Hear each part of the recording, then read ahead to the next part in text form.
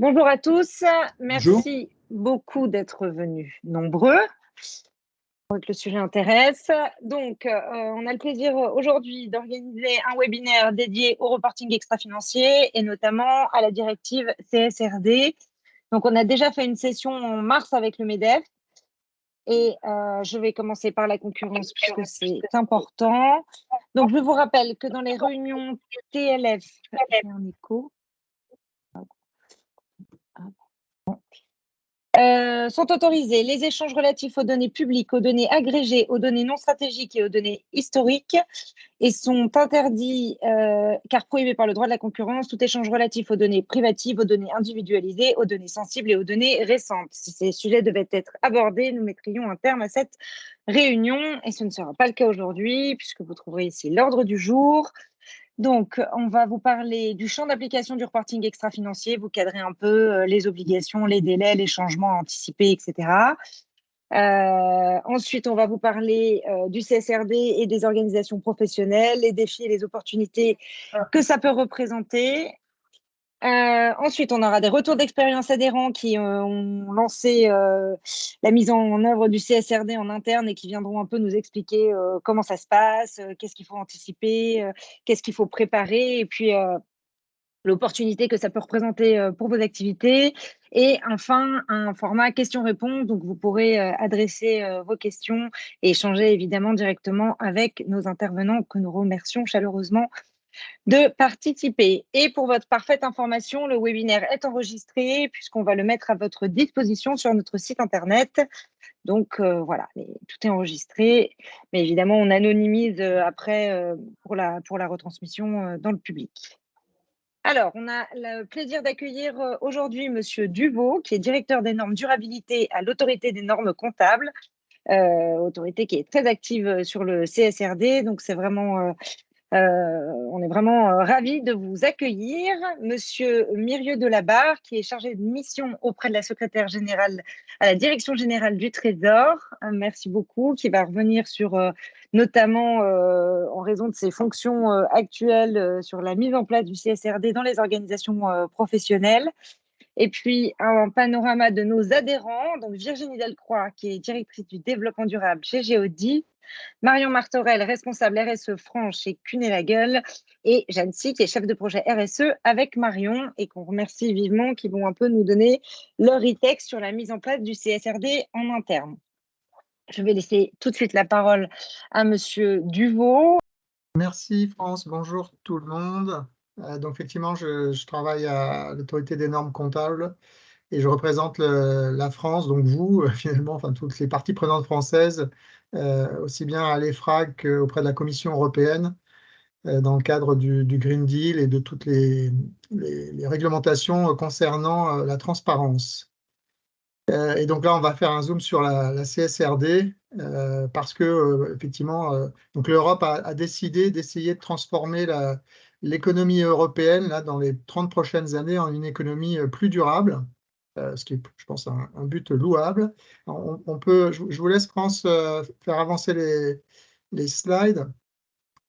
Donc, juste un mot d'introduction et de contexte sur le pacte vert européen. Donc, c'est cette fameuse ambition européenne d'accompagner la transition vers une économie plus durable à l'horizon 2050, avec d'un côté des mesures contraignantes, donc certaines vont toucher le transport, hein, par exemple l'interdiction des véhicules utilitaires légers neufs qui marchent avec des moteurs thermiques à partir de 2035.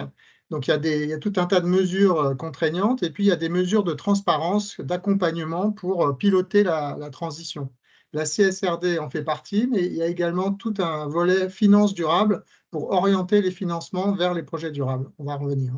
Donc, CSRD, c'est Corporate Sustainability Reporting Directive, donc c'est la loi. Et les ESRS, c'est les standards. Ce sont les standards, ça, c'est plutôt les décrets d'application. Donc la loi, elle est passée déjà, elle a été votée en Europe, elle est en train d'être transposée en France, c'est prévu pour le 8 décembre de cette année. Et les standards ont également, une partie des standards ont été approuvés le 31 juillet dernier de cette année. Donc ce sont des normes de reporting, mais derrière ce mot un peu qui effraie, qui est le terme norme, c'est en fait un outil, il faut le prendre comme un outil de mesure de la transition. Donc, ça va vous expliquer comment vous devez reporter enfin, expliquer comment vous faites votre transition. Donc, pour le transport, c'est à quelle vitesse vous basculez la flotte vers une flotte neutre en carbone, donc électrique, hydrogène, à quelle vitesse finalement on arrive à avoir des infrastructures d'avitaillement pour l'électricité. Euh, Comment vous adapter? Il est probable que il y ait moins de volume parce que le verdissement du fret va générer moins de volume, peut-être à plus forte valeur ajoutée. Comment vous gérez les sujets de main-d'œuvre, le redéploiement des compétences. Donc voilà, tout un tas de sujets. Donc la transition, c'est tous ces sujets qui vous concernent. Je reviens un peu en arrière sur le cadre européen. On peut rester sur la slide suivante, justement, pour montrer où se situe la CSRD, donc ces obligations. Je pense qu'on peut rebasculer sur la slide suivante. Donc, en fait, la CSRD, ce sont les obligations de transparence, donc de reporting pour les entreprises, qui va s'étaler de 2024 à 2028. Mais ça fait partie d'un ensemble d'exigences de transparence qui s'appliquent aussi aux acteurs des marchés financiers. Donc, il y a les investisseurs, c'est la réglementation SFDR qu'on voit à gauche. Il y a les banquiers, ce sont ceux qui peuvent vous financer. Eux, ils ont une exigence qui vient de leur autorité de supervision, qui s'appelle le pilier 3. Il y a également la taxonomie verte, qui classifie les activités durables par rapport à celles qui sont moins durables. Il y aura demain la CS Triple D, qui est donc le devoir de vigilance appliqué partout en Europe. Et tout ça, toutes ces informations, donc les informations que vous, entreprise, vous allez produire, vont venir nourrir une base de données qui s'appelle ESAP, qui va être européenne, c'est European Single Access Point, et qui va elle-même alimenter les informations de tous les acteurs financiers qui ont besoin de consolider l'impact en matière de carbone, en matière de climat ou en matière sociale sur l'ensemble de leur portefeuille d'investissement. Donc voilà. Donc aujourd'hui, on fait un zoom sur la CSRD, mais ayez conscience que l'objectif de l'Europe, c'est de mettre la transparence au service finalement du financement de cette transition. Je crois que dans le transport en France, dans la feuille de route de décarbonation, il y a des chiffres qui sont en plusieurs dizaines de milliards d'investissements pour l'hydrogène, pour l'électrification, l'avitaillement, etc. Et donc, il va falloir financer tout ça. Et vous, tout seul, avec vous n'arriverez pas à autofinancer ces investissements-là. Donc, c'est ce dont on va parler aujourd'hui. Alors, on peut avancer. Donc, qui va être soumis à la CSRD? Donc, ce sont toutes les grandes entreprises et les entreprises cotées en Europe. Donc, une grande entreprise en Europe, elle commence assez bas, parce qu'elle commence à 250 salariés en consolidé. Et donc, il faudra avoir deux des trois seuils qui sont indiqués là, donc 25 millions de bilan ou 50 millions de chiffre d'affaires. Donc ça, ce sont les grandes entreprises. Toutes les entreprises cotées, alors cotées, ça veut dire qui font appel public à l'épargne, y compris à travers des emprunts obligataires. À partir de 10 employés, donc là, ça descend assez bas. Et il y a tout de même la possibilité pour les filiales de groupes d'être exonérées si leur société mère déclare, a son propre reporting et sa propre transparence conformément aux exigences de la CSRD. Donc, beaucoup d'entreprises, donc dans le secteur du transport, je pense que beaucoup d'entre vous vont être soumis. Et on va voir qu'il y a plusieurs niveaux d'exigence. On peut passer à la slide suivante. Sur les délais. Donc, quand est-ce que vous allez être soumis à la CSRD et aux ESRS? Donc, la CSRD, c'est la loi, les ESRS. Donc, la loi, elle est plutôt en haut et les standards, donc les référentiels de reporting, ils sont plutôt en bas. Alors, sur la loi, donc les grandes entreprises qui sont cotées vont être soumises à ces obligations de transparence à partir de l'exercice 2024. Les années, là, ce sont les exercices de reporting. Donc, ça veut dire qu'il y aura une publication de ces informations au printemps de l'année suivante. Donc, première échéance, 2024. Donc, c'est pour ceux d'entre vous, c'est pour les plus grandes entreprises de votre fédération, puisque ce sont celles qui sont cotées. À partir de 2025, ce seront les entreprises entre 250 et 500 employés qui ne sont pas cotées et toutes les autres non cotées, en fait. Donc là, beaucoup d'entre vous, les ETI notamment, et toutes les entreprises non cotées vont être soumises à partir de l'exercice 2025. Et après 2026, à partir de 2026, ce seront les PME, donc les moins de 250 employés. Et donc, je crois qu'il y en a aussi, il y a aussi un très grand nombre des entreprises de votre secteur qui sont dans cette catégorie-là. Et on reviendra là-dessus. Et en fait, pour les entreprises de moins de 250 salariés, il y aura celles qui sont cotées auront un standard de reporting spécifique, donc des normes de reporting spécifiques. Et puis, pour toutes les autres, qui vont être le plus grand nombre, je pense, vous avez un standard volontaire qui est assez simple, sur lequel on reviendra également. Sachant que pour les PME donc de moins de 250, vous avez la possibilité également de démarrer, alors celles qui sont cotées, parce qu'il n'y a pas d'obligation pour celles qui ne sont pas cotées, dans moins de 250 employés, mais pour celles qui sont cotées ou qui font appel public à l'épargne, il y a la possibilité de différer de 1 ou 2 ans le démarrage. Donc ça peut s'étaler entre 2026 et 2028. Sur les standards qui vont s'appliquer, donc aujourd'hui, on a le standard qui s'applique à toutes les entreprises, à tous les secteurs, qui a été adopté cette année, là, au 31 juillet. Les standards pour les PME, donc les standards pour les PME cotées et pour les PME non cotées, seront adoptés par l'Union européenne en novembre 2024, donc l'année prochaine.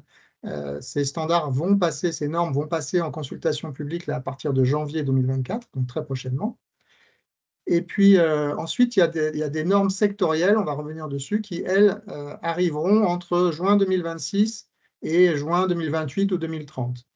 Donc, on va revenir là-dessus. Ce que je voulais dire également, c'est que il y a un principe de proportionnalité dans la CSRD, c'est-à-dire qu'on ne va pas appliquer de la même manière ces exigences de reporting aux grandes entreprises et aux plus petites, y compris dans les grandes entreprises. Il y a un seuil qui a été introduit à 750 employés qui permet de différer certaines exigences de reporting, notamment par exemple sur le scope 3 du climat et sur des éléments de chaîne de valeur, sur les aspects sociaux notamment.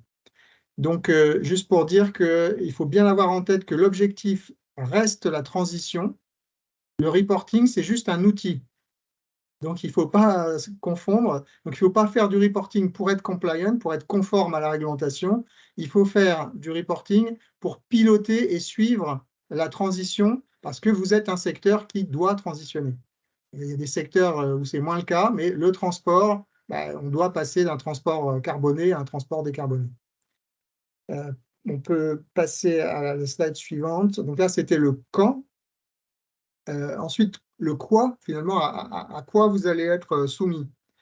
Alors, le premier changement, c'est que j'ai toujours un peu un double discours à la fois pour les grandes entreprises qui, elles, démarrent assez vite, et puis ensuite, il y a les moins de 250 qui, elles, démarreront un peu plus tard. Donc, dans tous les cas, il y a plutôt, alors là, je m'adresse plutôt aux grandes entreprises. Il y a le principe de la double matérialité. Donc, ce qu'on retient, ce sont les enjeux qui concernent les entreprises, aussi bien du point de vue de leurs impacts sur l'environnement et le social et la gouvernance, et à l'inverse, les risques et les opportunités que les changements en matière écologique, par exemple, peuvent faire peser sur la conduite des affaires. Donc, les informations seront à publier dans le rapport de gestion et il y aura un audit obligatoire dès l'année d'application, donc pour les grandes entreprises dès 2024. Alors, en France, on était déjà soumis à ça, mais ça n'était pas le cas dans les autres pays européens. Donc, ça, c'est finalement une harmonisation des exigences au niveau européen. C'est très important l'audit parce que c'est ce qui permet d'avoir quand même des informations fiables et comparables et pertinentes. Donc, c'est ça l'objectif. Ensuite, donc, ce qui change aussi par rapport à la situation d'aujourd'hui pour les grandes entreprises, c'est que aujourd'hui, les entreprises avaient la liberté de choisir quels étaient les sujets sur lesquels elles reportaient, qu'elles considéraient comme pas pertinentes. Demain, il y a ces normes européennes qui disent, voilà, il faut que vous reportiez sur tel sujet et de telle manière, donc pour que ce soit plus comparable. Un des problèmes qu'on a aujourd'hui, c'est que l'information n'est pas comparable parce que chaque entreprise calcule les indicateurs, par exemple, de différentes manières. Donc là, on normalise tout ça pour que ce soit cohérent. Donc j'ai déjà dit qu'il y avait des normes allégées pour les PME. Et donc pour les PME non cotées de moins de 250 employés, donc il n'y a pas d'audit obligatoire. Les normes ne sont pas obligatoires, mais l'audit encore moins, bien entendu. L'audit obligatoire porte uniquement sur les grandes entreprises, plus de 250 employés, et sur les PME cotées. Il y a quand même un changement d'échelle par rapport à ce qu'on connaît aujourd'hui, parce qu'il y a plus d'entreprises qui vont être soumises, et à terme, il y aura aussi des entreprises non européennes à qui s'appliqueront ces exigences-là, donc de façon à ce qu'il y ait il n'y a pas de problème de compétitivité entre acteurs. Autre nouveauté, c'est que cette information, elle va être digitalisée pour pouvoir, c'est ce que j'expliquais tout au début sur ESAP, European Single Access Point, pour pouvoir donner un accès à tous ceux qui en ont besoin sur les performances et les plans de transition de toutes les entreprises. Alors, comment sont structurées ces normes? Donc, vous allez devoir fournir des informations. Il y a 3 niveaux de normes. Il y a un niveau tout secteur. Donc là, il y a 12 normes qu'on va présenter juste après, qui ont été adoptées cet été, qui portent sur l'environnement, le social et la gouvernance, donc ESG. Et donc, chacune des normes, en fait, a une entrée en fonction des sujets de gouvernance, de stratégie, de gestion des impacts, risques et opportunités en matière ESG, et les indicateurs et les objectifs que vous pouvez vous fixer. Donc ça, c'est le niveau tout secteur, donc 12 normes que vous devrez donc appliquer pour les plus grandes entreprises. Là, ce sont les normes pour les grandes entreprises, hein, donc je ne parle pas des moins de 250, j'y reviendrai après. Ensuite, il y a un niveau de normes sectorielles. Donc là, il y a 40 normes qui sont en préparation, qui seront donc publiées, adoptées par l'Union européenne entre 2026 et 2030 probablement, qui portent sur les mêmes thématiques, hein, ESG, avec les mêmes structures, mais qui adressent les sujets sectoriels. Donc vous, dans votre cas, évidemment, le verdissement de la flotte, le verdissement du fret sont des éléments clés. Puis ensuite, il y a un niveau d'information spécifique à l'entité qui n'est pas normé, lui, mais où il y a une demande du législateur pour que les entreprises complètent les informations qui sont dans les 2 niveaux précédents par des informations qui seraient spécifiques à l'entreprise si vous avez des activités particulières qui ne sont pas couvertes par le reste des normes. Donc ça, c'est la structure générale. Et alors, on peut rentrer un peu dans le détail dans la slide suivante. Donc ça, ce sont les 12 normes. Donc le premier volet, celui qui a été publié au 31/12 de cette année. Donc il y a 12 normes pour les grandes entreprises, plus de 250, avec 2 normes générales. Bon, il y en a une, c'est les principes généraux qui s'appliquent à tout le monde, qui ne nécessitent pas qui n'emportent pas d'exigence de publication. Ensuite, il y a ce qu'on appelle le SRS2, donc ce sont les informations générales qui servent à présenter l'entreprise, sa gouvernance, sa stratégie, son métier, qu'est-ce qui est important pour elle, et puis quels sont les indicateurs qu'elle va devoir suivre. Et puis ensuite, c'est par thématique, environnement, social, gouvernance. Vous avez plusieurs sous-thématiques, changement climatique, pollution, eau, biodiversité et économie circulaire, par exemple pour l'environnement. Donc vous, évidemment, en fonction des spécificités de vos activités, le changement climatique, l'énergie et le changement climatique vont être clés. L'économie circulaire, ça peut aussi être un sujet avec les flottes de véhicules. Vous pouvez avoir des sujets de biodiversité avec les emprises au sol des entrepôts logistiques, etc. L'eau, ça va être les sujets de nettoyage des flottes, par exemple, ou des problèmes comme ça. Sur le social, ça couvre les employés, les travailleurs au sein de la chaîne de valeur, donc les éventuels sous-traitants, donc ça c'est notamment pour les commissionnaires de transport, les communautés affectées près de vos sites, bon, ça c'est peut-être un peu moins majeur, et puis les consommateurs et les utilisateurs finaux. Et le dernier sujet sur la gouvernance, il n'y en a qu'un finalement, c'est la conduite des affaires, donc la partie anticorruption et lobbying. Donc voilà un peu les 12 normes. On peut passer à la slide suivante. Donc ça, c'était pour les grandes entreprises. Sur la norme sectorielle pour le transport de marchandises, l'EFRAG, qui prépare les textes pour la Commission européenne, a commencé à travailler.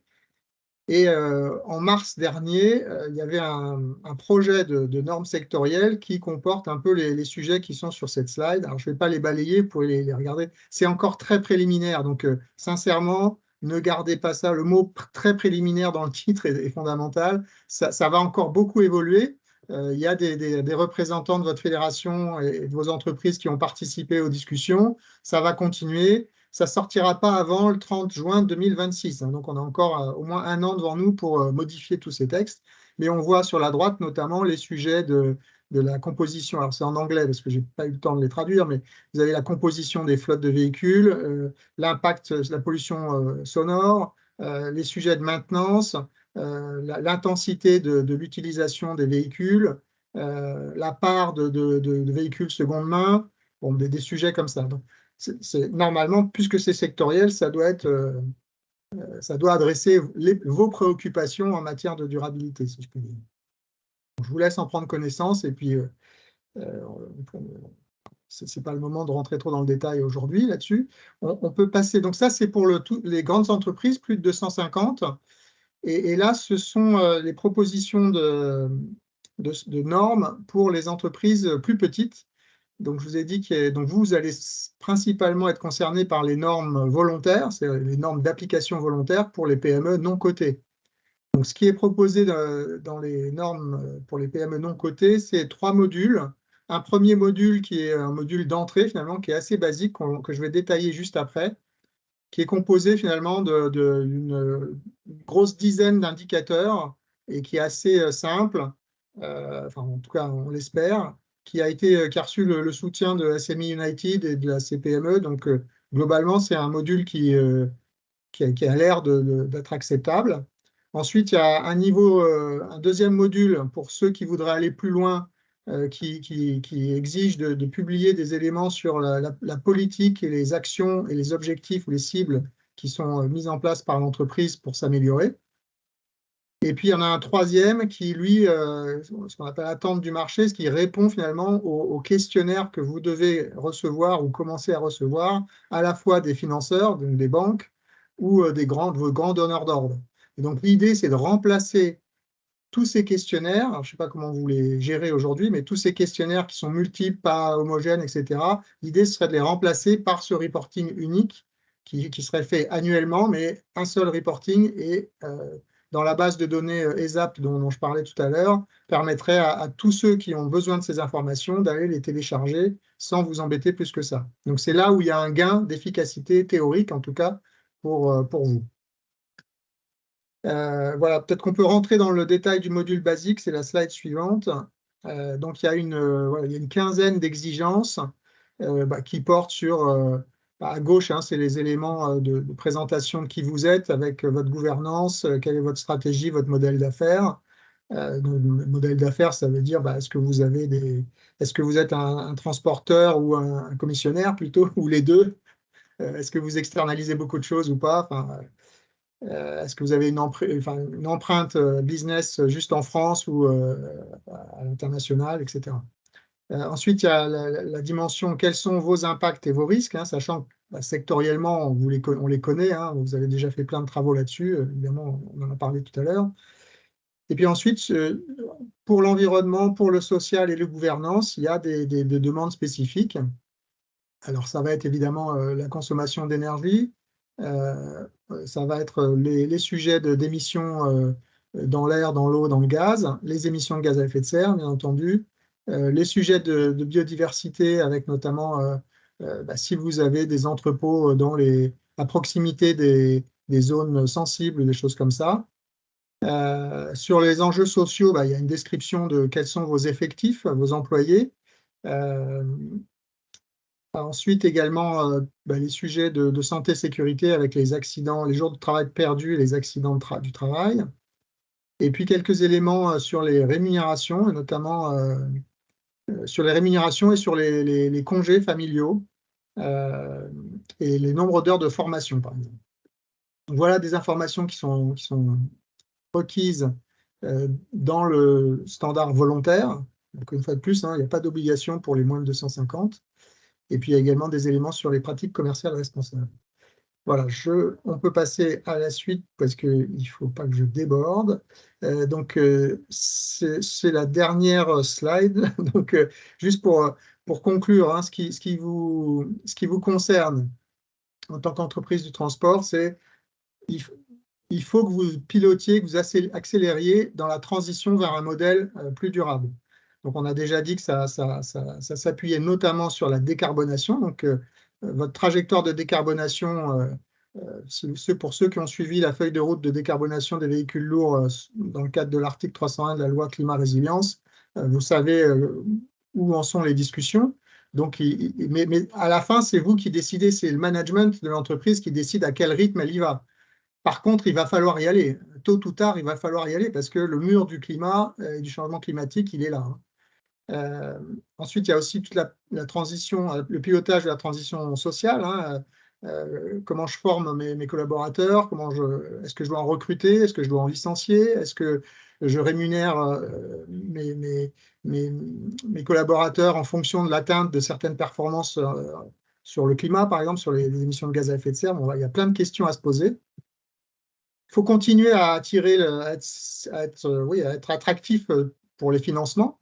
Parce que, comme on l'a dit, ça va coûter plusieurs dizaines de milliards pour le secteur. Je pense que rien qu'en France, c'est probablement entre 50 et 100 milliards d'investissements sur je sais pas, les 20 ou les 25 prochaines années. Il y a un sujet quand même de changement d'échelle pour la préparation, le traitement et la validation des informations, alors notamment pour les grandes entreprises de plus de 250. Et puis donc en conclusion, donc, nous on considère, enfin, l'Europe considère que il n'est pas possible de ne pas prendre à bras-le-corps ces sujets-là. L'entreprise, elle doit être rentable, mais elle doit être rentable dans la durée. Et si vous n'êtes pas durable, vous ne serez pas rentable dans la durée. Et donc, alors évidemment, il y a des entreprises dans votre secteur qui ont déjà des difficultés à être rentables, mais, parce que le secteur est concurrentiel et difficile. Mais ce qui est sûr, c'est que de toute manière, il n'y a pas d'avenir s'il n'y a pas de transformation. Ensuite, bon, les textes de standards et de normes qu'on vient d'évoquer sont un peu complexes, mais une fois qu'on a compris que finalement, il faut identifier quels sont vos enjeux et qu'est-ce que vous voulez mettre en place pour y remédier, voilà, c'est une logique assez basique de enjeux, quelle politique je mets en place, quels objectifs, quelles actions et comment je suis tout ça, quoi. Et donc, il y aura également des aides financières, on espère, en tout cas Gilles va nous en parler. Et puis, il y a des guides d'application qui vont être publiés. Il y en a au niveau de l'EFRAG, alors, qui seront en anglais. Et puis, il y en a au niveau de l'ANC, là, qui vont être publiés à partir du 19 décembre de cette année, et qui sont assez condensés, qui vous permettront de déchiffrer plus aisément ces normes. Voilà, je m'arrête là parce que je pense que j'ai largement utilisé mes 20 minutes. OK. Bonjour à toutes et à tous. Merci France de l'organisation de ce webinaire. Alors, moi j'ai une mission un petit peu particulière au sein de l'administration et de l'État, c'est qu'en fait, je suis missionné directement, à titre personnel, par Olivia Grégoire, donc la ministre en charge des PME, du tourisme, de l'artisanat, du commerce et de l'économie sociale. Et en fait, elle m'a demandé deux choses. D'une part, c'est d'engager un dialogue avec les principales parties prenantes concernées par la CSRD, premier objectif. Et deuxième objectif, c'était de recueillir un certain nombre de propositions, recommandations et les mettre en forme pour qu'elles puissent comment dire, en faire un objet politique vis-à-vis de l'accompagnement des TPE, PME principalement. Voilà. Alors pour ce faire, j'ai mené depuis la fin avril dernier, j'ai mené une soixantaine d'auditions qui vont des régulateurs, dont l'ANC. J'ai vu Eric et puis son président, mais j'ai vu aussi bien sûr les FRAG, et puis j'ai auditionné beaucoup de parties prenantes. Alors, toutes celles qui sont très concernées par la RSE, donc toutes les associations, ONG du style ORE, comité des directeurs du développement durable, comité 21, pacte mondial, etc., etc. Mais j'ai aussi auditionné des représentants de fédérations professionnelles, syndicats professionnels, de secteurs très variés d'ailleurs, aussi bien dans le service que dans l'industrie et aussi dans le domaine agricole. Et puis, j'ai auditionné aussi des représentants syndicats professionnels, bien sûr CPME, MEDEF, et puis quelques représentants individuels, personnels, soit des experts, soit par exemple le représentant qui a été le rapporteur de la directive CSRD au Parlement européen, Pascal Durand. Voilà. Donc, un panel assez large, donc 60 auditions menées un petit peu tambour battant. Et donc, j'ai rendu mon rapport à la ministre il n'y a pas très longtemps. J'ai eu un entretien avec elle la semaine dernière, parce qu'elle a souhaité bien sûr me rencontrer pour faire un petit peu le point et le débrief sur ce que je lui avais proposé.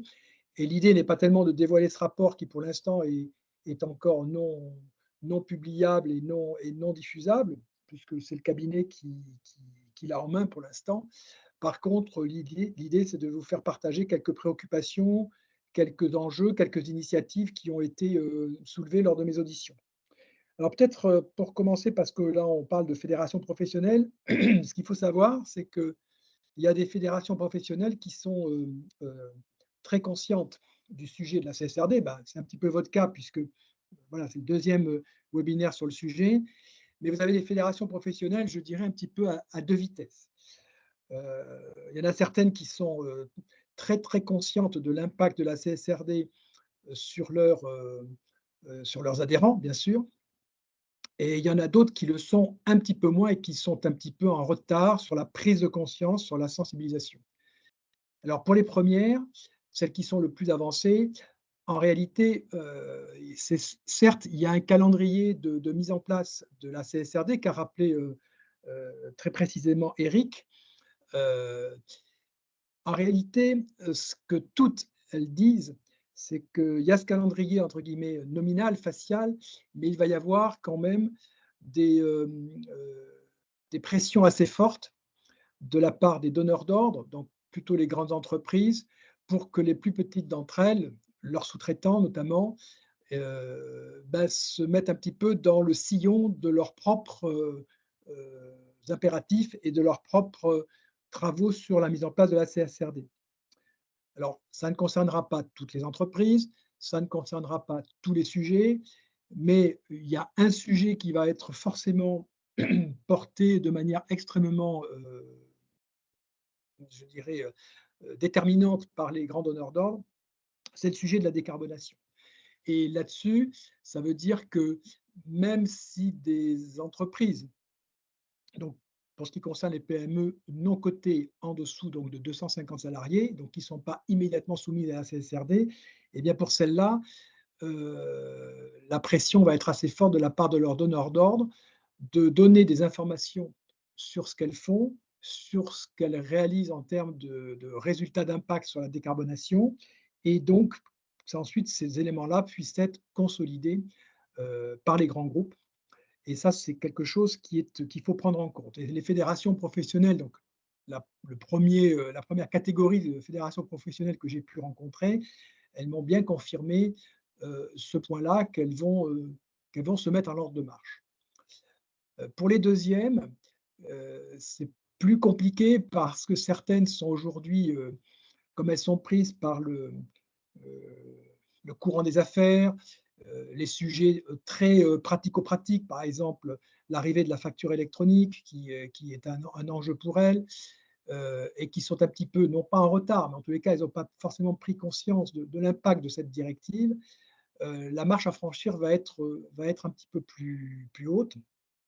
Et donc, ça veut dire que pour celles-là, il va falloir mettre en place, et c'est la demande qu'elles ont faite, de mettre en place des dispositifs d'accompagnement très ciblés, avec un appui, je dirais, aussi bien en qualitatif que quantitatif.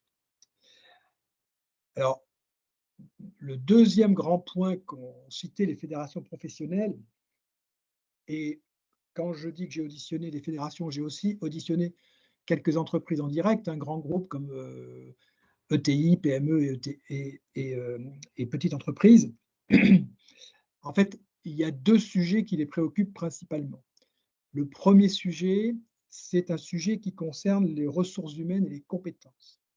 Parce que beaucoup d'entre elles m'ont indiqué que la mise au format et la sensibilisation à la CSRD et tout ce qu'elle comporte, aussi bien sur le volet technique de reporting que sur le volet, comme l'a très bien dit Eric, d'organisation, de pilotage, de réflexion sur le modèle d'affaires, va nécessiter des compétences que les entreprises soit n'ont pas directement, soit vont devoir acquérir. Alors, acquérir, ça peut être une acquisition de compétences de l'extérieur, mais ça veut dire quand même qu'il va y avoir un coût important, mais ça peut être aussi une acquisition de compétences en interne par des personnes que l'on fait monter en puissance et en compétences. Et là, il y a un vrai sujet autour de la formation, de la montée en expertise sur les sujets qui concernent aussi bien des sujets de pilotage général, comme l'a très bien dit Eric, mais aussi d'expertise technique, voire scientifique, parce que quand il va falloir donner, euh, par exemple, aux auditeurs, un certain nombre d'informations, il va bien sûr en falloir assurer la traçabilité, mais aussi la description technique, et donc vérifier qu'au regard des ESRS, eh bien, on respecte bien le mode de calcul. Et donc là, il va y avoir une expertise presque scientifique, parce que quand on va s'intéresser à la pollution, aux normes de pollution, par exemple, alors je pense pour le fret, pour les camions, pour autres, eh bien, ça va nécessiter quand même un petit peu d'expertise. Donc ça, c'est une inquiétude qu'ont relevé la plupart des fédérations en disant, eh bien, il va falloir qu'il y ait, je vous précise le terme, parce que c'est le terme qui a été employé, et d'ailleurs que j'ai repris dans mon rapport, un véritable choc pédagogique. Alors un choc pédagogique, c'est important parce qu'il faut bien se mettre en, en recul de tout ça et se mettre en lumière le fait que cette évolution sur ce pilotage et sur l'organisation de la transparence des informations liées à la CSRD, eh bien, ça va être un grand processus qui va durer plusieurs années, un petit peu d'ailleurs comme il y a plus d'un siècle et demi, on a mis en place les normes comptables, puisque je vous rappelle qu'au début, il n'y avait pas de comptabilité avec un compte général, un compte d'exploitation, un compte de résultat, un bilan. Tout ça, il a fallu du temps pour que les entreprises se mettent au format et aux normes de la comptabilité, en d'ailleurs déclinant ce qu'on appelle la matérialité comptable, qui vise à être transparent sur le fait qu'on a délivré un service, une production, un produit, on l'a transformé et que ça s'est transformé en chiffre d'affaires. Donc, ce processus, il a existé il y a 150 ans quand on a mis la comptabilité en format normé. Et là, on est aujourd'hui à un moment de la vie des entreprises ou la vie des affaires où on est en train de faire la même chose, mais sur un format élargi à des données qui sont liées à l'environnement, au social et à la gouvernance.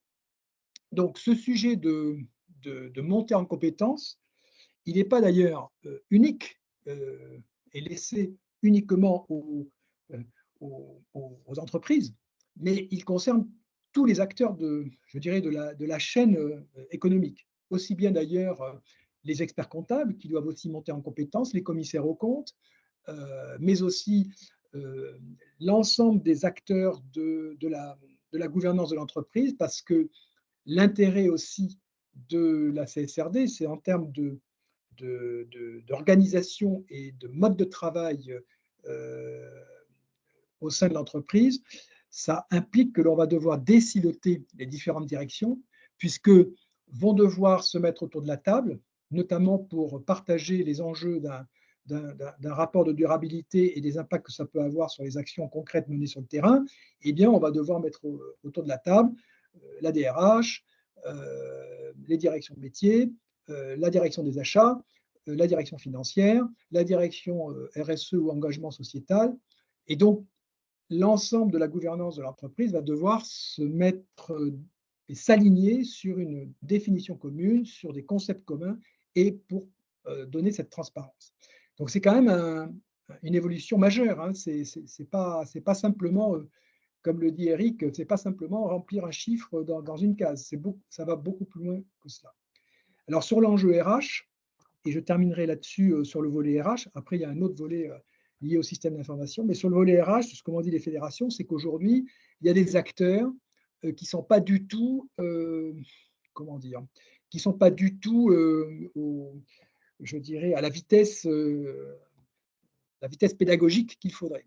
Notamment, alors, les écoles, les grandes écoles, les universités, tous les grands établissements d'enseignement supérieur, parce qu'ils disent aujourd'hui, dans les 10-15 ans qui viennent, on va devoir former des dizaines, voire des centaines, des milliers de jeunes experts, ingénieurs de ces sujets, et que là, il y a un énorme champ qui s'ouvre pour mettre en place des dispositifs dans les écoles pour voilà, s'assurer que les compétences seront là, aussi bien pour l'acquisition dans les compétences, mais aussi pour des reconversions au sein des entreprises, parce qu'il y aura des personnes, il y aura des métiers qui vont évoluer, et il y aura probablement matière à reconvertir des personnes sur ces sujets qui sont très importants pour les entreprises. Voilà, donc dans mon rapport, il y a des recommandations très précises pour, voilà, pour soutenir et accompagner la montée en compétences de l'ensemble des parties prenantes, y compris d'ailleurs au niveau de l'enseignement supérieur. Alors le deuxième sujet qui a été vraiment identifié par les fédérations professionnelles, c'est le sujet des systèmes d'information. Alors pourquoi? Parce que, bien évidemment, on va commencer par faire tout ça probablement sur quelques tableurs Excel, classiquement, on va dire. Sauf que quand on va commencer que les grands groupes, les grandes entreprises vont demander à consolider des données de dizaines et de dizaines de sous-traitants, de filiales et autres, eh bien, aujourd'hui, les systèmes d'information ne sont pas du tout adaptés et vont devoir évoluer. Alors, ils vont devoir évoluer dans un rythme qui est quand même assez élevé. On l'a vu sur le calendrier qu'a précisé Eric. Et avec quand même une donnée importante, c'est que les grands éditeurs de logiciels aujourd'hui ne sont pas en avance pour une raison toute simple, que vous comprendrez très bien, c'est qu'ils attendaient un petit peu que tout ça soit stabilisé en termes de normes au niveau de l'Europe pour commencer à faire évoluer leur système et redéfinir des fonctionnalités qui nécessitent bien sûr des développements informatiques, etc. Donc, ce que je vous dis là, ça veut dire qu'il y a quand même une vraie inquiétude de la part des représentants des fédérations professionnelles que j'ai pu auditionner sur le sujet des systèmes d'information. Alors, malgré tout, ça peut être effectivement une alerte ou en tous les cas une vigilance, mais je me fais pas trop d'illusions sur le fait que pour ceux qui passeront par des logiciels avec des éditeurs, tout ce petit monde de l'édition des logiciels est capable d'accélérer le mouvement de manière très importante parce qu'ils ont les ressources, notamment en termes de développement, à mettre en place. Alors après, tout ça aura un coût, hein, ne le négligeons pas, parce que bien sûr, ça sera facturé d'une manière ou d'une autre à leurs clients et donc aux différentes entreprises qui passeront par ces outils. Voilà, donc ça, c'est quand même les deux grands points qui sont importants. Alors, les troisièmes sujets qui sont apparus dans mes discussions et dans mes auditions, c'est de savoir quid de l'accompagnement des TPE, des PME. Alors là-dessus, il se trouve que l'État n'est pas inactif, loin de là. Alors pourquoi l'État et les administrations au sens général, ou voire les établissements financiers qui sont liés à l'État?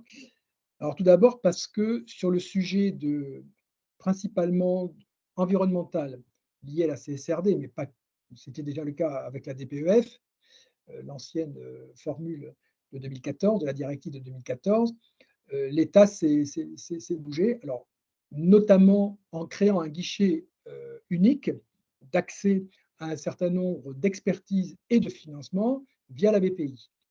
Alors, la plupart des remarques que j'ai eues sur la BPI, son mode de fonctionnement, ses processus, sa qualité d'offre de service sont plutôt positifs, hein. J'ai des retours plutôt voire très positifs. La BPI servant de guichet unique, orientant vers des expertises techniques des experts de l'ADEME, qui elle-même d'ailleurs passe par aussi des consultants externes, et aussi ce guichet unique qui sert à activer des financements dont dispose l'ADEME via des crédits budgétaires de l'État. Donc ça, c'est un mode de fonctionnement qui fonctionne plutôt bien, avec deux axes, un axe temporel et un axe de contenu. L'axe temporel fait que vous pouvez être aidé, vous en tant qu'entreprise, par la BPI, plutôt pour les… Alors là, je parle plutôt pour les TPE-PME, plutôt que les grands groupes. Vous pouvez être aidé de manière constante en partant d'une offre de service très simpliste de la BPI sur une sensibilisation, une formation à ce qu'est un diagnostic carbone, voire des diagnostics autres qu'on appelle écoflux, par exemple, ou sur l'économie circulaire. Et ça va ensuite jusqu'à la participation en incubation pendant 16 ou 18 mois d'un responsable d'entreprise, un jour ou un jour et demi par mois, pour s'approprier un certain nombre de démarches liées à la mise en place, bien sûr, de tous les outils liés à la régulation climatique. Donc, on voit que la BPI a mis en place une offre de services dans le temps, et puis après, elle a mis des thématiques, notamment sur des diagnostics. Et il faut savoir que le diagnostic de décarbonation, il est plutôt très bien fait, il est très pragmatique, très simple, et il permet à des entreprises de se positionner très rapidement sur le sujet, et souvent, elles l'utilisent pour apporter des éléments à leur donneur d'ordre. Donc, ça fonctionne plutôt pas mal. Alors, il y a quelques écueils dans la proposition de service de la BPI, puisque pour certains diagnostics, il faut quand même avoir un certain seuil de personnel. Donc, il y a des limites qui peuvent être éventuellement bougées. Ça fait partie des recommandations que j'ai pu porter. Voilà, donc il y a quelques remarques qui sont plus de vigilance. Mais en tous les cas, c'est un dispositif, c'est un outil qui marche bien. Après, il y a des dispositifs aujourd'hui qui sont plus macro, portés par la Caisse des dépôts et consignations, avec le plan là, qui a été annoncé par Éric Lombard.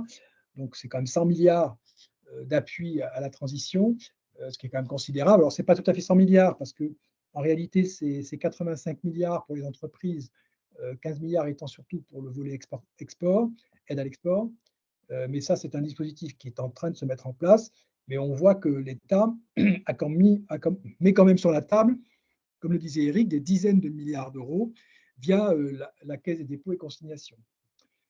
Donc, on voit qu'on a des dispositifs, et ensuite, on a des dispositifs qui sont portés, d'ailleurs en lien d'ailleurs avec la BPI, par la Chambre de commerce France et les chambres de métiers et de l'artisanat, puisqu'elles sont partenaires d'un certain nombre de dispositifs. Alors, c'est fait pas du tout de manière unilatérale et unique au niveau de tout le territoire. Ça dépend de chaque région, ça dépend de chaque chambre des métiers et de l'artisanat, et avec des accords territoriaux qui vont d'ailleurs parfois jusqu'à des accords avec les OPCO, donc les organismes liés à la formation et aux compétences, dont les entreprises financent une partie du financement. Voilà.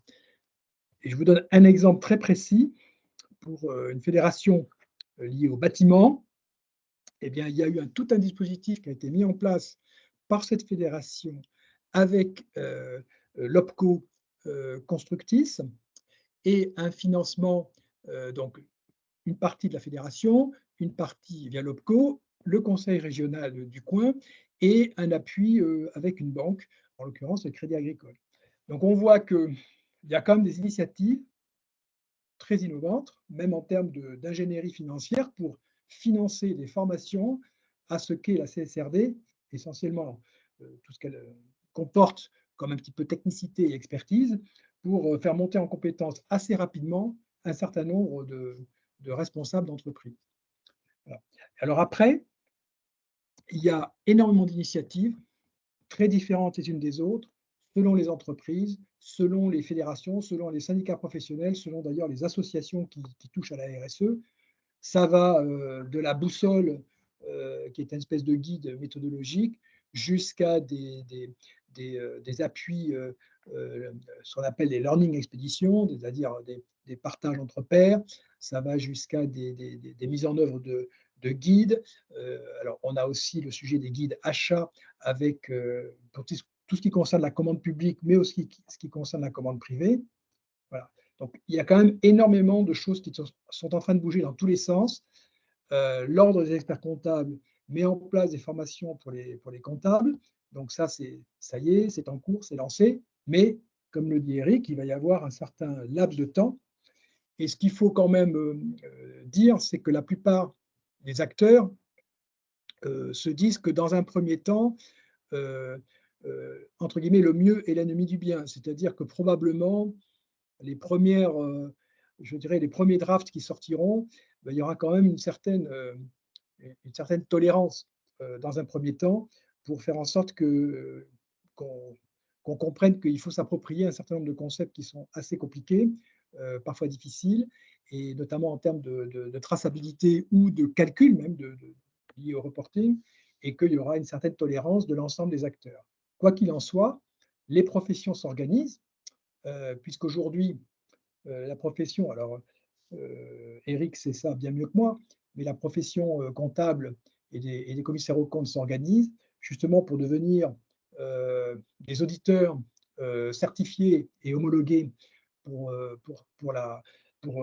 sur les rapports de durabilité, et sachant que pour eux, c'est aussi une vraie transformation, parce que ce n'est pas du tout la même chose de vérifier la matérialité de la vente de services ou d'un produit ou d'une transformation qui se transforme en chiffre d'affaires, avec un calcul de matérialité d'impact pour voir ce que l'environnement a un impact sur tel ou tel périmètre de l'entreprise.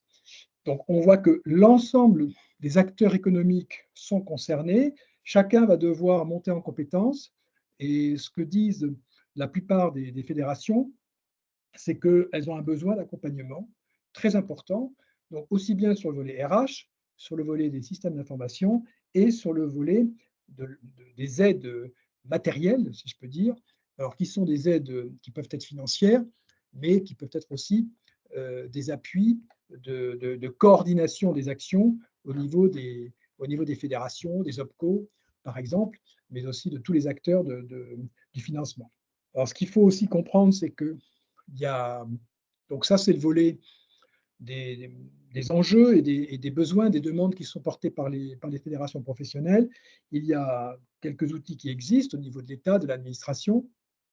Alors, par exemple, il y a un outil qui existe et qui est très peu connu pour l'instant, bon, pour une raison qui tient au fait que ça est un petit peu nouveau, c'est que, par exemple, il y a un service de la Direction générale des entreprises, donc une autre des grandes directions de Bercy, qui propose une plateforme qui s'appelle impact.beta.gouv. Et en fait, cette plateforme, elle est vraiment destinée plutôt aux TPE, PME.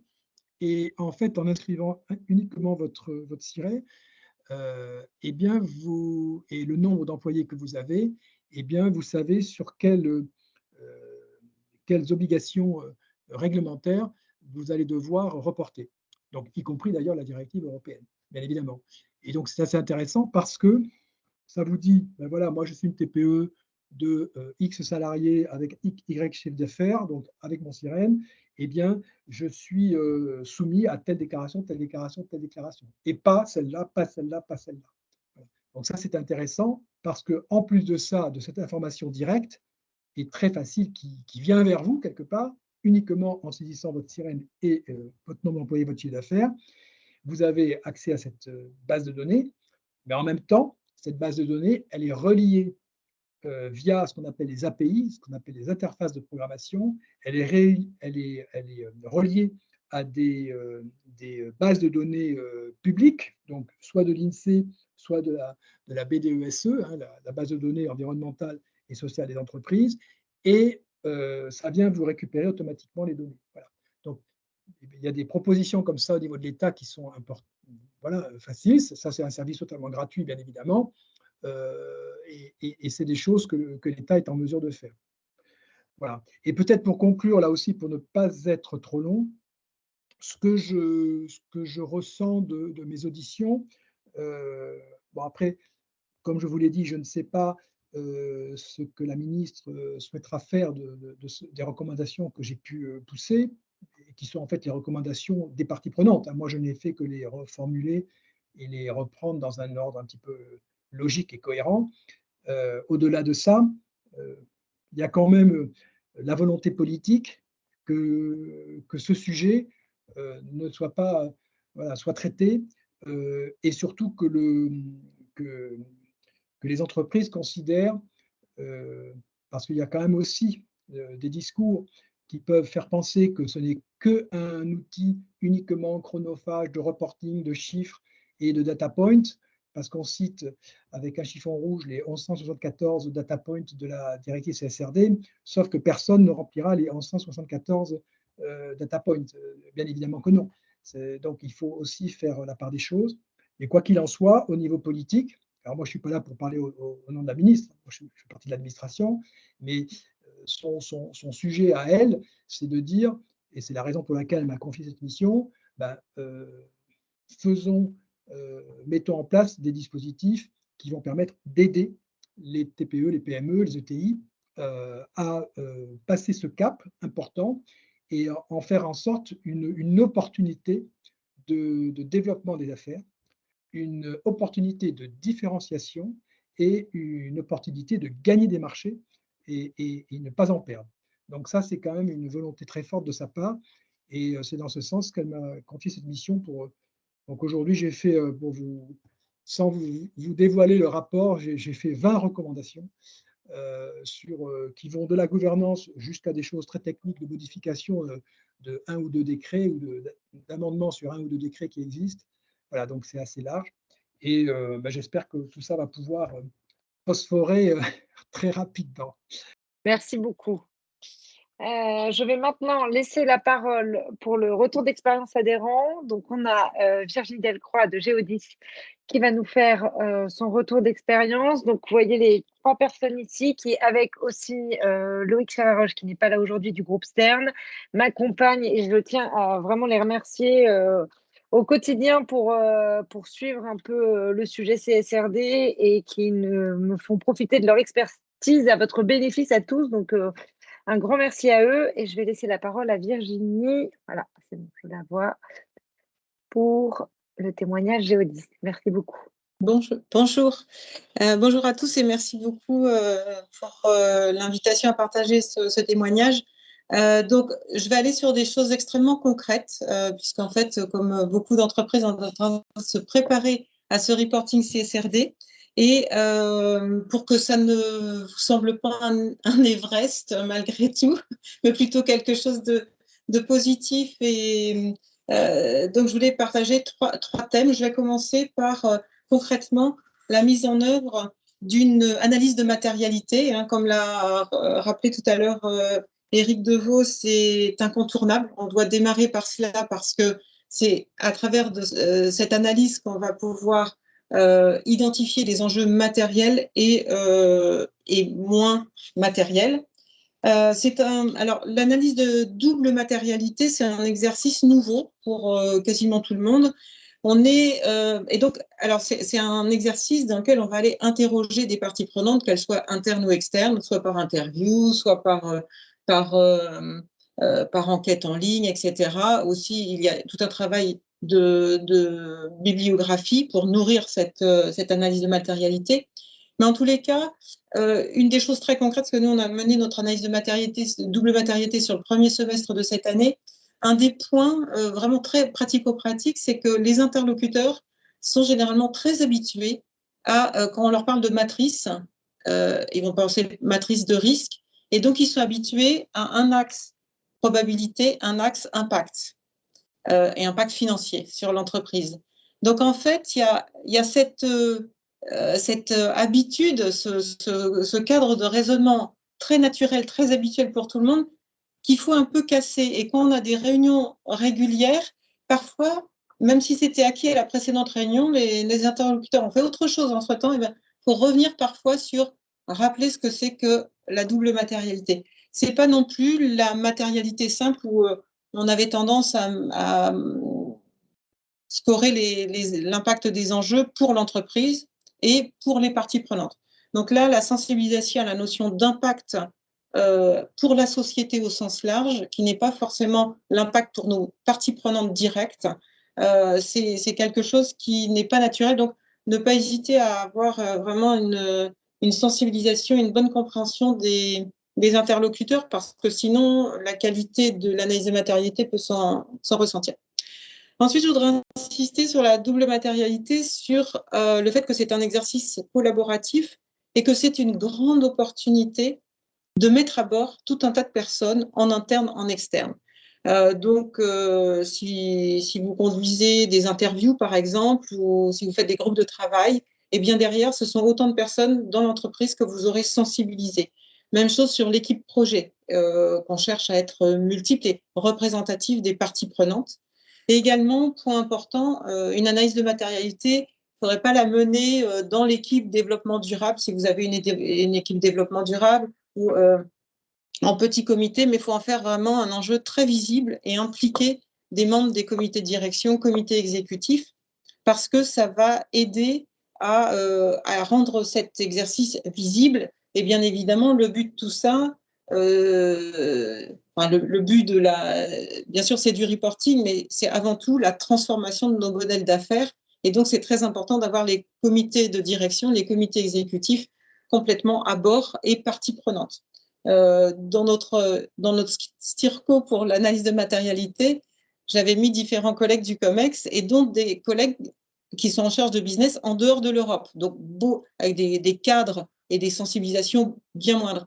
Bien, quand on a fait la restitution à la fin de l'analyse de matérialité, eh bien, ils étaient les premiers à prendre la parole pour expliquer ce qui a été fait et pour partager des acquis qu'ils ont maintenant. Donc, voilà, je vous invite à vraiment les mettre à bord. Également, la magie de l'analyse de matérialité, c'est qu'on fait des interviews où on questionne des parties prenantes externes. Et en fait, derrière, ça donne énormément de légitimité à notre priorisation. C'est-à-dire que derrière, on ne va pas revenir nous questionner en disant « Ah bah oui, mais ça, pourquoi c'est… Non, c'est the voice of stakeholders. Donc, c'est vraiment quelque chose qui apporte de la robustesse et qui nous facilite énormément le travail derrière dans la conduite de nos enjeux. Et puis enfin, eh bien, tout ça, c'est très intéressant. Mais alors, ce qu'on veut, c'est quand même intégrer la durabilité dans la transformation stratégique de l'entreprise. Donc, une des sorties naturelles aussi, c'est d'intégrer ces enjeux les plus matériels au processus de gestion, enfin, au risque majeur du groupe, et de les traiter comme tels. Donc, ça veut dire être visible dans les comités des risques, etc. Voilà. Donc, des contraintes, mais aussi beaucoup d'opportunités.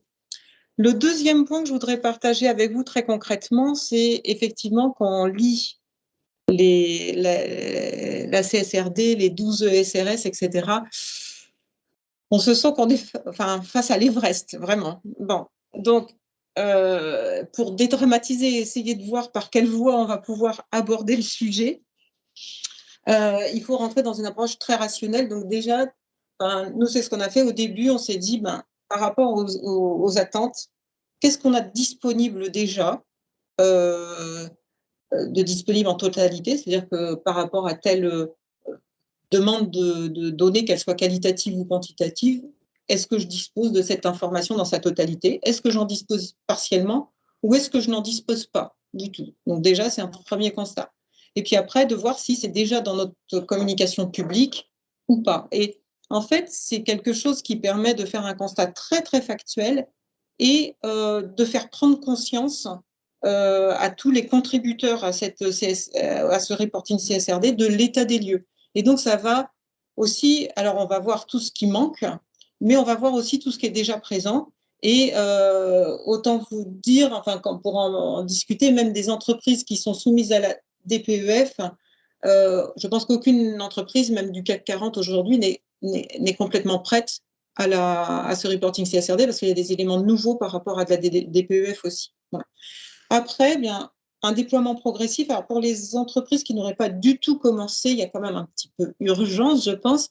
Et la recommandation que je ferai, mais ça n'est qu'une recommandation, c'est que les enjeux E1, donc le climat, et les enjeux S1, donc les employés, enfin, own workforce, ce sont des incontournables et ce sont aussi des sujets plutôt connus dans notre secteur.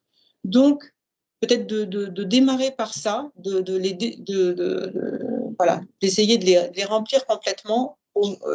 Et ça, à travers cette expérience-là, le mécanisme d'approche de la CSRD va devenir plus familier pour aborder les autres enjeux. Donc, c'est vraiment se donner une feuille de route pour le déploiement progressif. Et puis, sur cet aspect aussi de se préparer, trouver sa feuille de route pour préparer la CSRD, eh bien, c'est à nouveau un travail collaboratif. Et on sait que de nombreux enjeux, quand vous voyez les enjeux que Eric a présentés au début, des enjeux sociaux, des enjeux de gouvernance, etc. Donc, vous voyez qu'on va devoir impliquer énormément d'autres compétences dans l'entreprise. Et donc, il faut les impliquer dès le début parce qu'ils vont se l'approprier et être très, très contributeurs. Voilà. Et puis enfin, le dernier aspect très pratico-pratique que je voulais partager avec vous, si France, tu peux aller sur le dernier slide, c'est le sujet de l'outil, et Gilles Mérieux de Limbarne en a parlé tout à l'heure. Les systèmes d'information, c'est absolument clé parce que, en fait, la CSRD demande massivement de l'information, de la donnée, qu'elle soit qualitative ou quantitative. Et en fait, un des grands écueils, c'est que les équipes en charge du développement durable passent la totalité de leur temps, ou quasi, sur du reporting, et ne plus avoir de temps aussi pour vraiment transformer concrètement les modèles d'affaires. Donc ça, c'est un écueil extrêmement dangereux, auquel il faut être vraiment attentif, et donc avoir des outils qui permettent de faciliter le reporting à tous les niveaux dans l'entreprise. Ça va être très utile. Il y a également une notion de fiabilisation parce que toutes ces données-là vont devoir être auditées aussi, hein, donc réduire les sources d'erreurs, avoir des systèmes d'information qui vont avoir des garde-fous quelque part qui vont vérifier la cohérence d'une information rentrée ou récupérée d'un autre système par rapport aux données historiques, etc. Donc, tout ça va permettre de faciliter, de fiabiliser le reporting. Et comme c'est un reporting qui s'inscrit sur une durée longue, ça semble important d'investir, en tous les cas, dans ce type de système de gestion d'information. Et puis, on peut aussi en faire un outil qui n'est pas uniquement un outil de reporting, mais un outil qui va faciliter le pilotage et la communication sur l'avancée des performances à tous les niveaux dans l'entreprise, que ce soit au niveau corporate, au niveau des pays, au niveau des sites, etc. etc. Donc, voilà, il y a vraiment des opportunités pour professionnaliser ce reporting et en faire quelque chose qui a une vraie valeur. Voilà les points de partage. Merci beaucoup en tout cas pour votre intervention.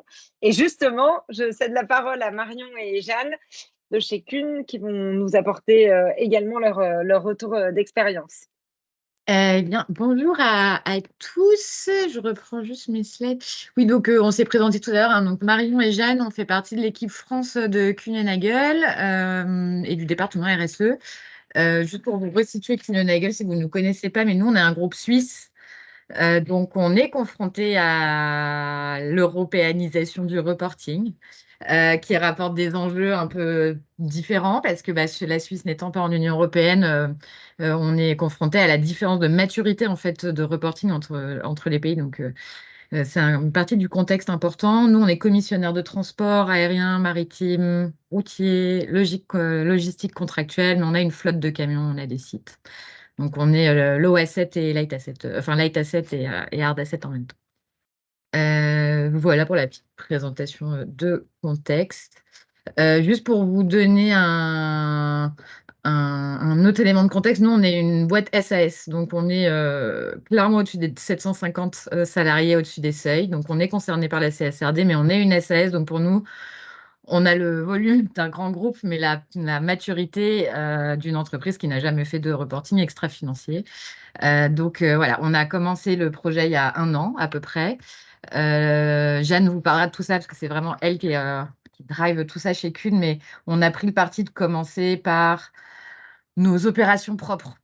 Donc, la CSRD, on l'a abordée parce qu'on avait déjà. Donc, ça, c'est une des premières recommandations qu'on peut vous faire. C'est aller voir le QSHI, les RH, le légal, la finance, toutes vos fonctions support, pour commencer par là. Donc, on a vraiment commencé par la partie KPI, indicateurs, metrics. Et justement, on va compléter avec la double matérialité l'année prochaine.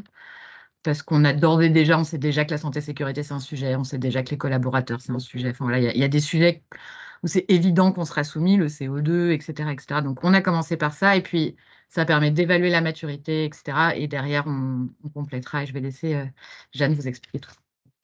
Donc, le premier point, donc en fait, effectivement, comme disait Marion, qui nous semble important dans nos retours sur les premiers travaux qu'on a menés. Alors, très humblement, hein, parce qu'on est vraiment sur la route de la CSRD, mais on a quand même beaucoup de travail encore à réaliser. Mais sur les premiers travaux de dégrossissage, entre guillemets, qu'on a déjà menés, pour nous, la CSRD, c'est vraiment ce que ça apporte, c'est que c'est vraiment un mode d'emploi de la RSE. Contrairement, enfin, par rapport aux autres directives ou aux autres réglementations qui existaient déjà sur le reporting extra-financier, là, on a vraiment un gouvernail avec une logique de publication des informations. Donc, Virginie parlait très bien de la double matérialité.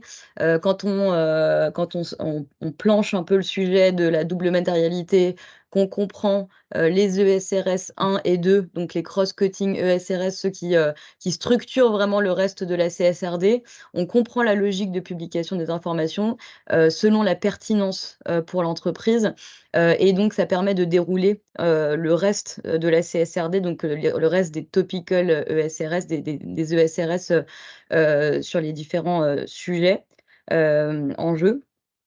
Donc, comme disait Marion, ce qu'on a fait, nous, c'est qu'on a commencé à travailler le sujet à travers nos opérations propres, donc en embarquant pour le moment les fonctions support, donc QHSE, le légal, les RH, la finance, etc.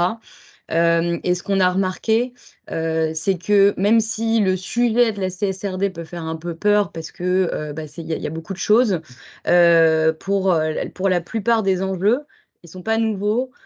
C'est des sujets opérations propres qui étaient déjà pilotés ou alors sur lesquels on avait déjà des intuitions de trous dans la raquette de pilotage, on va dire, avant. Et ce que ça permet aussi, la CSRD, c'est vraiment d'outiller ces différentes fonctions pour formaliser en fait ces intuitions de trous dans la raquette. Donc, on comprend un peu mieux ce qui manque de manière assez objective et on peut voilà, formaliser tout ça avec une vision de pilotage du risque, de gestion du risque, d'identification du risque. Et c'est assez intéressant pour ça, la CSRD. C'est que ça donne vraiment une voix à ces fonctions support sur des sujets qui étaient un peu des sujets de fond et des sujets un peu cachés et transverses jusqu'à maintenant. Le deuxième point qui nous paraît important, c'est le sujet de la gouvernance. Donc effectivement, la CSRD, ça demande un peu de mettre à plat la gouvernance qu'on avait sur les sujets RSE, soit la gouvernance existante et de mapper un peu tous les sujets de la CSRD avec la gouvernance qu'on avait déjà en place, ou alors d'identifier ce qui manque. Donc c'est toujours un peu cette analyse d'écart hein, qu'on fait sur le reporting, mais aussi sur les sujets d'organisation en fait. Parce que effectivement, il y a des nouveaux sujets, enfin, en tout cas pour certaines entreprises, des nouveaux sujets, donc les sujets de biodiversité, les sujets de salaire décent qui existaient déjà, mais qui n'étaient pas forcément formalisés de cette manière-là. Il y a aussi des sujets qui étaient moins visibles, tous les sujets de la chaîne de valeur. Il n'y avait pas forcément un pilote dans l'avion en fait jusqu'à maintenant. Donc tout ça demande en fait une gouvernance qui est transverse en plus. Piloter les sujets de droits humains dans la chaîne de valeur, souvent ça demande d'impliquer les RH, mais aussi le légal à travers le plan de vigilance, etc. et les achats. Voilà, donc la CSRD permet vraiment de remettre à plat tous ces sujets de qui pilote et comment. Et aussi de bien le rattacher au niveau du top management. Donc, c'est ce que disait Virginie. Nous, c'est aussi comme ça qu'on a abordé le sujet, de faire porter la CSRD par notre CODIR en premier lieu. Comme dirait notre PDG, merci la CSRD.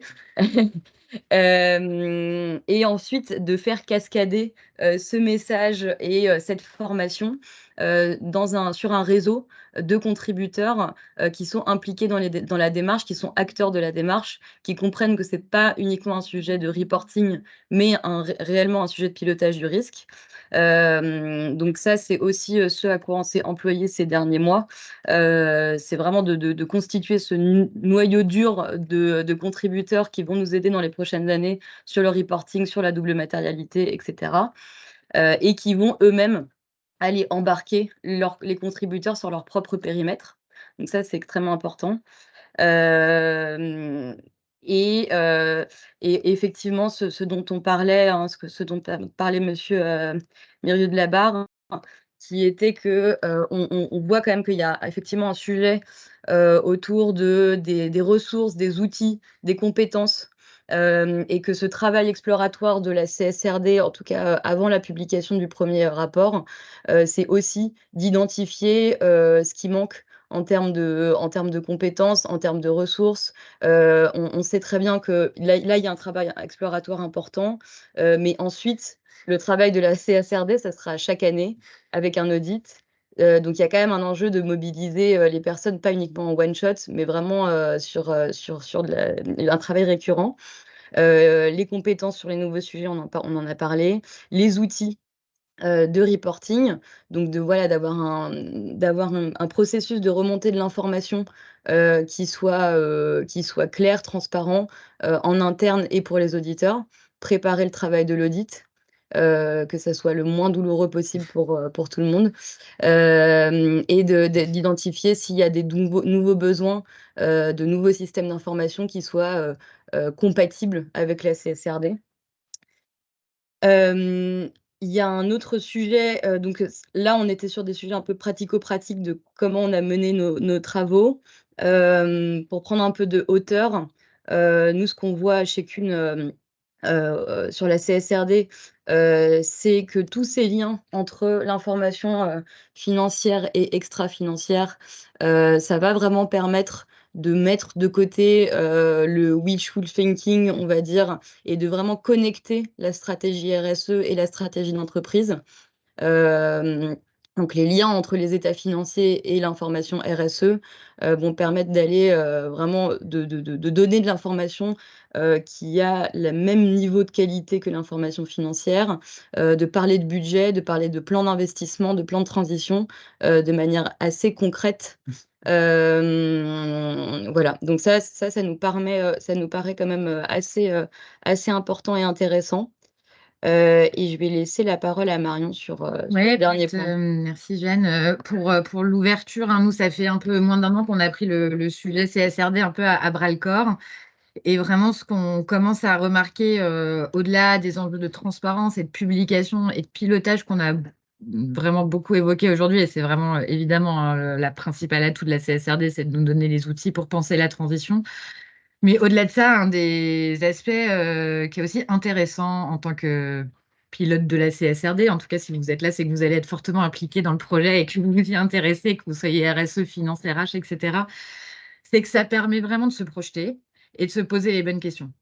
De se poser les bonnes questions sur où est-ce qu'on va, qu'est-ce qu'on fait, qu'est-ce qu'on veut, comment on y va. Et ça demande pas mal de sensibilisation et de pédagogie auprès du CODIR, parce que poser des questions auxquelles on n'a pas forcément les réponses, ça ne vient pas très naturellement à des équipes dirigeantes qui pensent Q1, Q2, Q3, pragmatisme, opération, chiffres. Et ça, c'est vraiment un des apports que nous, on trouve super bénéfique avec la CSRD, c'est que c'est tellement structuré, en fait. Ça reboucle, ça s'assure tellement de reboucler que derrière, on ne peut pas échapper aux grandes questions qui nous attendent à 2030, 2035, 2040. Et la CSRD demande ça, on demande de projeter votre business, vos activités dans le temps long. Et ça, c'est formalisé. Avant, on disait il faut faire une analyse des risques à long terme. Là, on sait que court terme, c'est 5 ans et qu'on a des échéances de temps et on demande de se projeter vraiment à 2040, 2050. Et ça permet de poser les bonnes questions. À défaut d'y répondre tout de suite, ça permet de les partager, de les poser sur la table, de les formaliser dans les comptes rendus. Ça, c'est assez nouveau, hein. La DPF ne nous permettait pas forcément de faire ça. Ecovadis ne nous permet pas, enfin, je ne sais pas quel outil vous utilisez pour évaluer un peu la RSE en interne, mais que ce soit la DPEF ou Ecovadis ou le CDP, etc., ça reste assez pragmatique. Et là, ça permet vraiment d'ouvrir un peu. Et nous, je trouve, hein, dans le secteur du transport et de la logistique, il y a des grandes questions à se poser. Eric en parlait tout à l'heure, la politique de l'autruche n'est pas viable. C'est vraiment une question de vie ou de mort pour nous, hein. C'est à quoi ressemble le secteur du transport après le pétrole, avec qui on travaille, qu'est-ce qu'on déplace, où, comment. Et sachant que tout ça s'inscrit dans le Green Deal européen qui vise à accompagner la métamorphose de l'économie européenne, c'est quoi notre rôle là-dedans, nous, en tant que transporteurs? Et donc, on rejoint un peu les questions de comment redéfinir une mission, hein, mais c'est ça toute la beauté de la RSE, c'est permettre aux dirigeants de se poser ces questions-là. Et donc, voilà, nous, on trouve que c'est un super outil pour ça. Et au-delà des documents qui font très peur et du reporting qui fait peur et de cette grosse usine à gaz dont on vous parle depuis 1h30, franchement, ça vaut le coup de l'aborder avec engagement, se projeter dans le temps long et de ne pas voir ça comme de la contrainte réglementaire parce que sinon, ce serait dommage de passer à côté de cet exercice qui est quand même super utile, super structurant et qui a le mérite de mettre tout le monde autour de la table avec un lexique commun. Et ça, c'est assez précieux quand on orchestre la RSE au sein de boîte ou quand on en parle en tant qu'acteur de la RSE en interne. Et un grand merci à tous les intervenants, c'était vraiment très intéressant. On vous enverra les slides, on a filmé le webinaire, donc le temps que les équipes chez nous aient le temps de faire les coupes qui vont bien, etc. Mais vous aurez le webinaire accessible en replay sur notre site et puis on transmettra évidemment les slides à tous les participants. Merci à tous et très bonne journée.